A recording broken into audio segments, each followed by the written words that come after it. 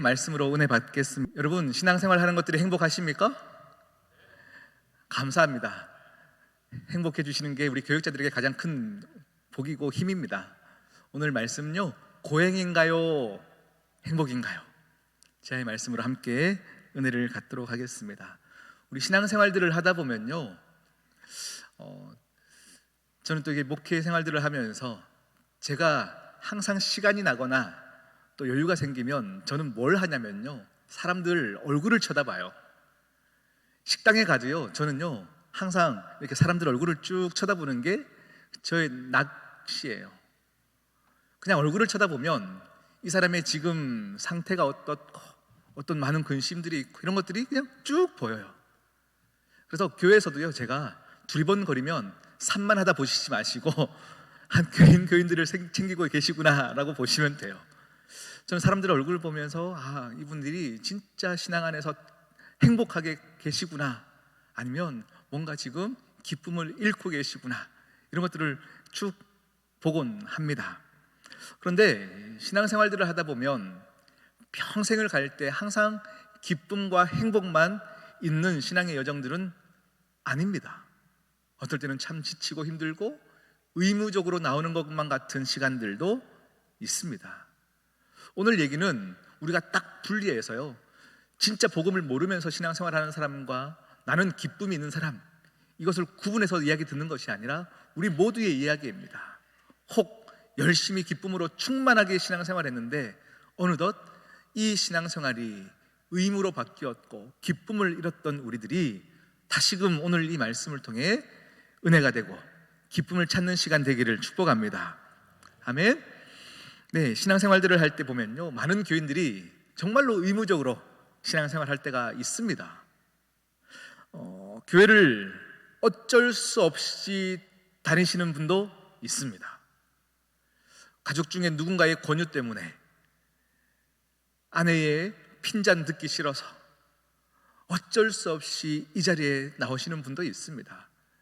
기쁨이 있을 수 없겠죠. 그리고 누군가를 전도하기 위해서 또 믿지 않는 사람들과 대화를 해보면요, 어떤 분들은요, 나는 진짜로 하나님 있음을 믿습니다, 이렇게 얘기하시는 분들이 계세요. 그런데 내가 교회를 가면 술, 담배 끊어야 되는데 내가 그게 도저히 안 됩니다. 그러니 나중에 믿겠습니다 라고 얘기하시는 분들이 꽤나 많이 있습니다. 의무를 가지고 교회 생활들을 하면 기쁨이 있을 수가 없습니다. 이런 사람에게는 교인이라고 하는 이 사실이 굴레가 되어져 버리죠. 기쁨을 잃은 자는요, 우리 안에서 무엇인가 교회에서 해야 되는 행위들, 예를 들면 기도 생활들, 예배 생활들, 헌금 생활들, 전도해야 되냐 말아야 되냐, 이런 모든 시간들이 우리에게 윤리적인 조항으로 바뀌어지게 됩니다. 신앙생활에서 모든 것이 의무로 드려져야 되는 것이라면 이 윤리적인 조항이 율법화 되어져 버려요. 이 말이 더 쉽게 얘기하면, 율법화라고 하는 것은요, 율법은 하나님이 우리에게 주신 것입니다. 율법을 우리에게 주신 이유는 이 율법을 지킴으로 하나님을 알기 위해서예요. 하나님을 알기 위해서 율법을 주셨는데 어느덧 신앙생활을 하다 보니 내가 율법 지키는 것을 잘하고 있다 생각하면서 잘 믿고 있다라고 착각하는, 그러니 율법에 집중되어져 가는 사람들, 원래 율법의 목적과 다르게 나는 이것도 했고 저것도 했고 이 율법에만 집중되어져서 어느덧 하나님에게는 관심이 없고 율법 지키는 것에 관심 갖고 있는 이런 사람들을 향해서 신앙의 율법화 되어진 사람들, 이렇게 얘기를 합니다. 여러분, 교회가 율법적인 조항을 강조하다 보면 신앙이 굉장히 경직됩니다. 신앙이 경직될 뿐만 아니라 우리 안에서 무엇인가 잘 지켜가면 좋은 성도, 그렇지 아니하면 불성실한 성도, 이런 구분을 우리가 짓고 누군가를 볼 때 판단하기 시작됩니다. 우리도 보면 알죠. 저 사람 요즘 신앙 참 좋아 보인다, 참 뜨거워 보인다, 저 사람 요즘 참 신앙이 식은 것 같다. 우리 안에서도 그런 판단들을 충분히 할 수 있죠. 그러나 영적인 부분에서는요, 하나님이 우리에게 주신 것은 누군가를 판단하는 것으로 허락되지 않고 그것을 나에게 들추어 보고 비추어 보아서 하나님께로 더 끌고 가기 위함으로 우리는 나 스스로를 판단하는 것에 이것을 가져가야지 누구도 판단할 수 없어요.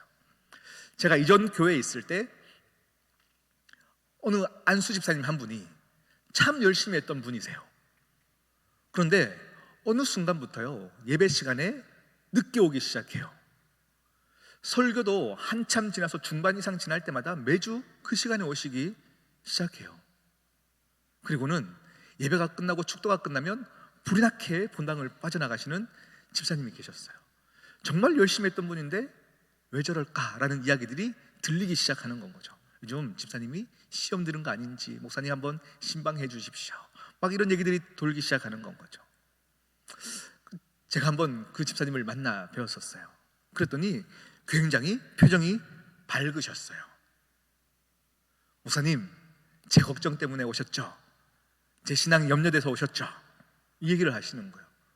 네, 집사님 요즘 조금 늦으시더라고요 말씀을 드렸는데, 그분의 상황은 주일을 일찍 와서 지키던 그분이 어느 날 전도를 했어요. 전도를 했는데 몸이 굉장히 불편해서 홀로 걸을 수 없는 분, 휠체어를 의지해야 오시는 분, 그분을 전도하신 건 거죠. 집사님 11시 예배니까 제가 10시 반까지 올게요, 준비하고 계셔야 돼요 하고 10시 반에 가정에 가보면 그 전도하신 이제 새로 오신 분이 전혀 준비가 되어지지 않다는 거죠. 그러니 그분 옷을 입혀드려야 되고 휠체어를 다 펴드려야 되고 그분을 차에 실어야 되고 또 차에서 휠체어 내려야 되고, 이런 시간들을 겪고 또 몸이 불편하신 분들이 드리는 그 예배 공간이 따로 있어서 그곳에 안내해드리고 항상 교회를 오다 보니 늦게 오게 되어진 건 거죠.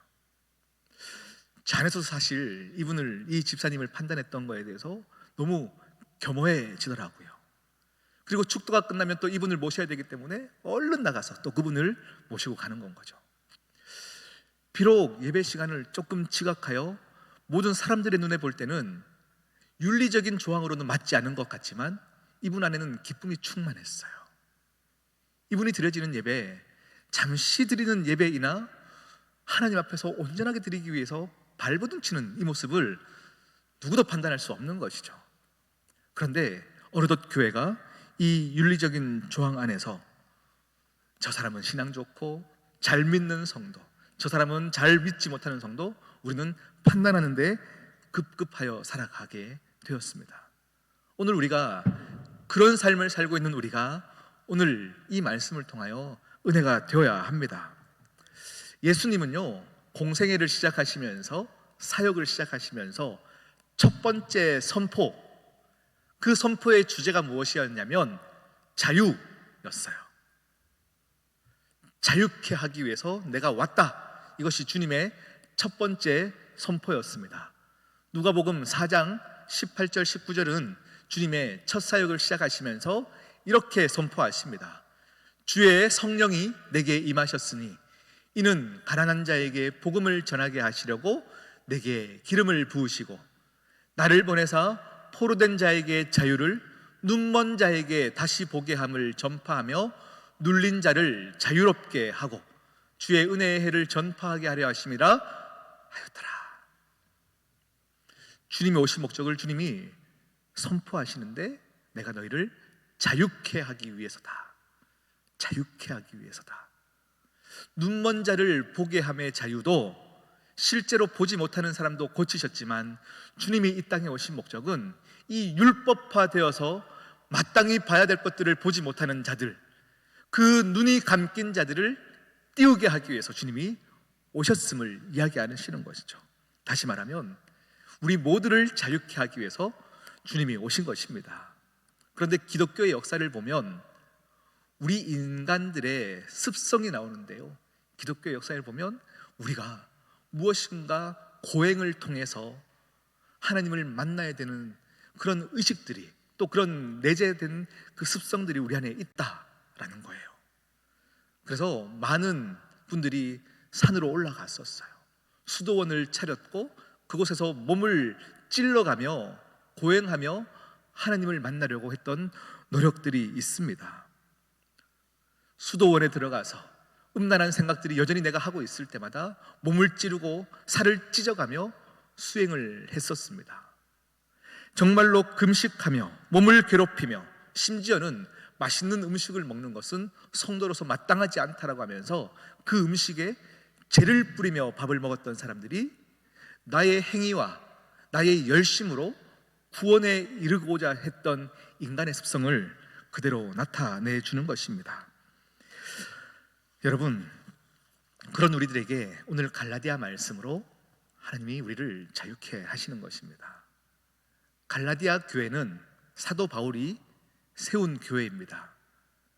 예수 그리스도의 죽으심과 부활하심으로 너희가 은혜로 구원받았으므로 모든 사람들이 모이기 시작했고 교회를 세웠어요. 교회를 든든히 세운 후에 이 사도 바울은 또 다른 지역으로 전도 여행을 떠났죠. 그러던 어느 날 갈라디아 교회의 소식을 듣게 되어집니다. 유대인들이 찾아간 것이죠. 찾아가서 야, 사도 바울이 무슨 제자냐?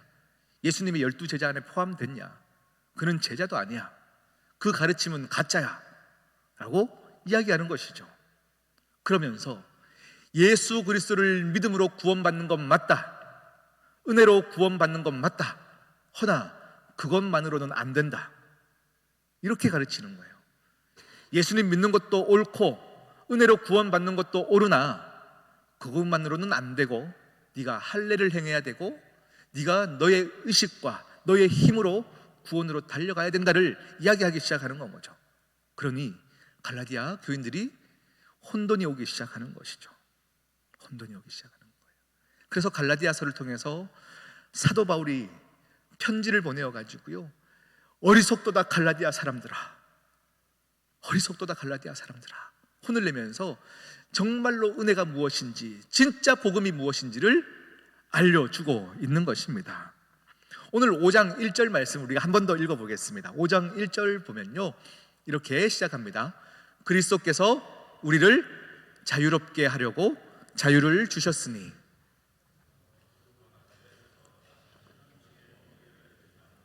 1절 말씀을 다시 한번 보면요, 우리를 자유롭게 하려고 자유를 주셨대요.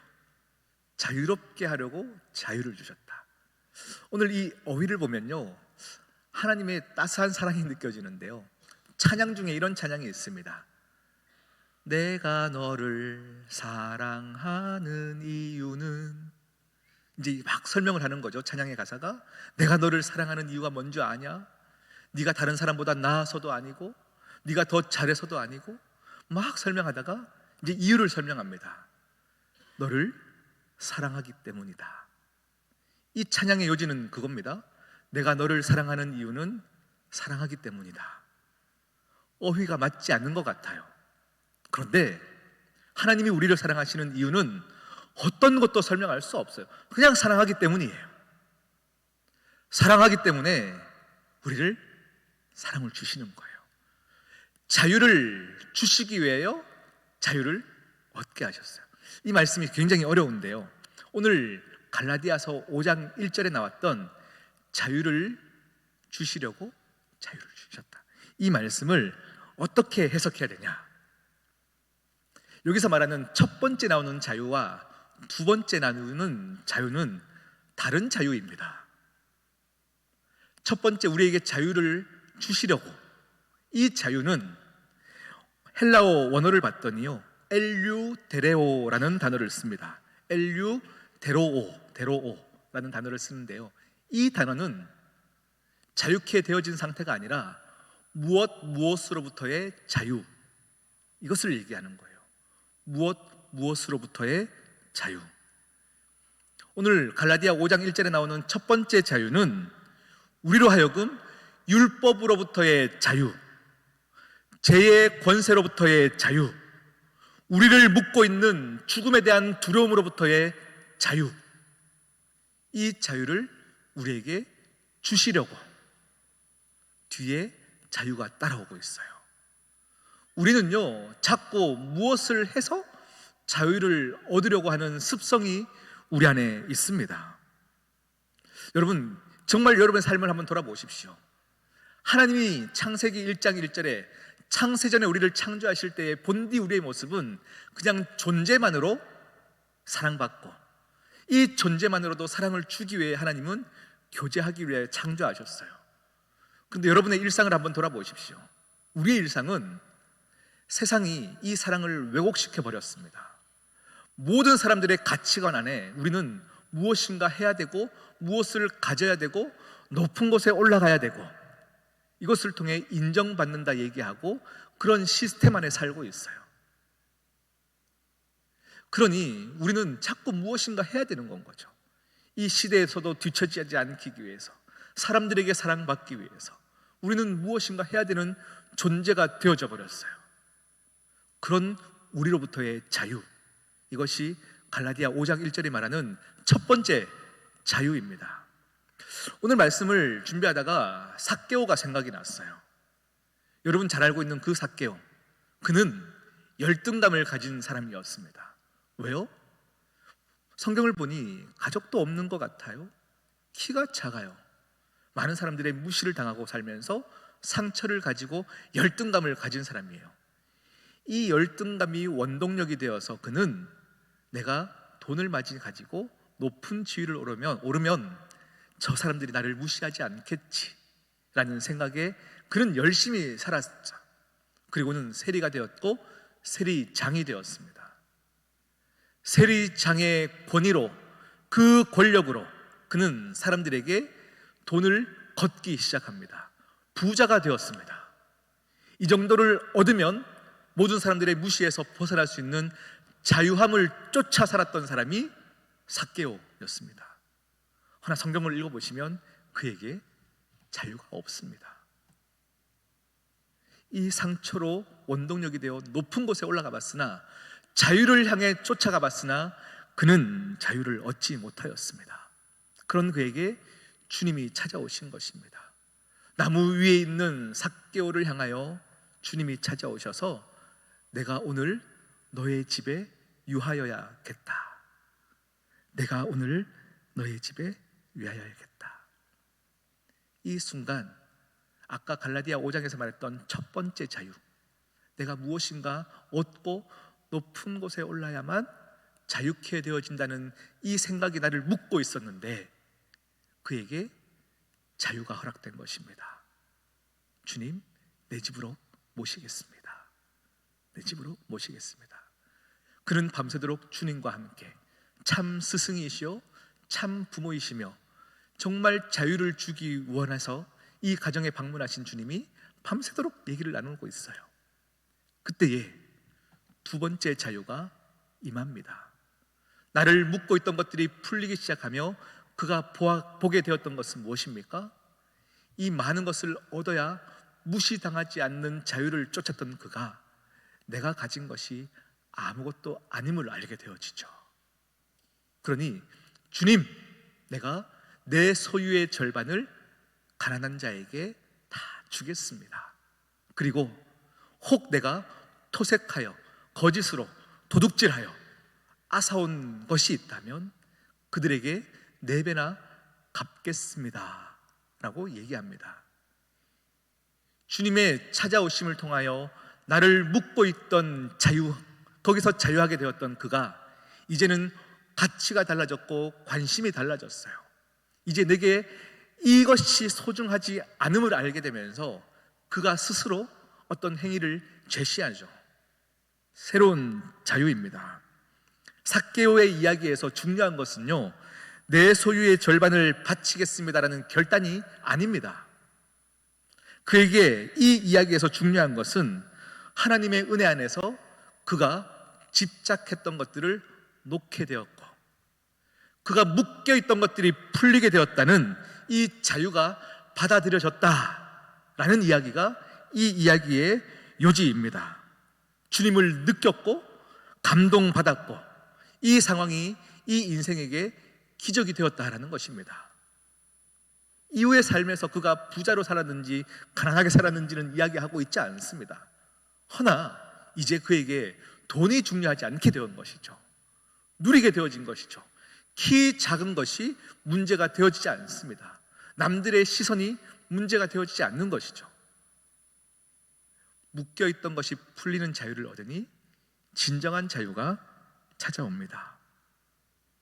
여러분, 주님이 말씀하시는 자유는 죄 용서함의 자유도 포함되어 있지만 우리에게 죄 용서해 주셔서 구원에 이르게 하는 것을 뛰어넘어서 우리의 현실의 문제 가운데 묶여있던 모든 것, 상처 가운데 얽매여있던 모든 것을 풀어주는 역사를 주님은 구원이라고 말씀하시고 은혜라고 말씀하십니다. 오늘도 우리에게 묶여있는 많은 골마있는 상처들 가운데 주님이 찾아오셔서 내가 오늘 너의 집에 유하여야겠다, 내가 오늘 너의 마음 가운데 거하여야겠다 라고 말씀을 주시는 것입니다. 그런 우리에게 자유가 있기를 진심으로 축복합니다. 여러분, 도덕에 초점을 맞추어서 안 됩니다. 행위에 초점을 맞추어서는 안 됩니다. 교회가 그것을 강조하면 안 됩니다. 교회가 건강해지기 위해서는요, 진짜 하나님을 바라보고 누림 가운데 자유한 사람들이 모였을 때 이 자유를 누림으로 우리가 건강해지는 거예요. 할렐루야. 많은 이단이, 신천지가 그렇게 가르치는 거예요. 많은 사람들에게 두려움을 조장합니다. 너희가 14만 4천 명에 들어가기 위해서 이것 해라 저것 해라 가르치는 거예요. 인받기 위해서 무슨 행위를 가르쳐서 이 행위를 해야만 어느 조건에 들어간다라고 가르치는 이 조건은 절대 성경적이지 않죠. 우리에게는 행위가 먼저가 아닙니다. 출애굽기를 봐도요, 이스라엘 백성들이 택함을 받을 때는 그들의 행위가 좋아서 하나님이 그들을 찜한 것이 아니거든요. 그들을 먼저 택하시고 출애굽하게 하시고 홍해를 건너게 하시고 하나님의 살아계심을 느끼게 한 그들이 은혜 가운데 누리게 되어지니 그들이 살게 되어지는 역사, 이것이 은혜의 순서입니다. 사랑하는 여러분, 정말로 하나님 앞에서 참 자유를 얻으면 우리는 자기로부터 자유해집니다. 자기로부터 자유해진다는 이야기는 이제 나를 드러내려는 노력을 멈추게 되어지는 것입니다. 내가 더 나은 존재인 것을 과시하는 것을 멈추게 되어지는 것입니다. 내가 나를 과시하지 않아도 나는 여전히 귀한 존재, 존귀한 존재인짐을 하나님으로부터 알기 때문에 이제 이런 수고와 노력이 멈춰지는 것이 자유함입니다. 할렐루야. 자유를 얻는 사람들이 여러분인 줄 믿습니다. 이 자유를 누리셔야 됩니다. 그런데 제가 이렇게 자유를 얘기하면요, 나는 자유를 얻었으니 마음껏 살아도 된다의 방종으로 나가는 자들이 있기 때문에 은혜를 설교하는 것이 참 어렵습니다. 은혜를 설교하는 것이 참 어렵습니다. 여러분, 이런 자유를 얻으면 세상으로부터 자유해집니다. 이 땅은 돈과 명예와 우리의 모든 사람들의 평판에 집중하여서 이것을 얻어야 자유케 되어진다고 얘기를 합니다. 그러나 하나님이 나를 그리스도 안에서 이미 받으신 줄로 알기 때문에 우리는 사람의 평판에서 자유로워지는 거예요. 그렇게 되면요, 우리 성경에서 얘기하는 명예를 얻는 것, 이 자체는 나쁜 것이 아니에요.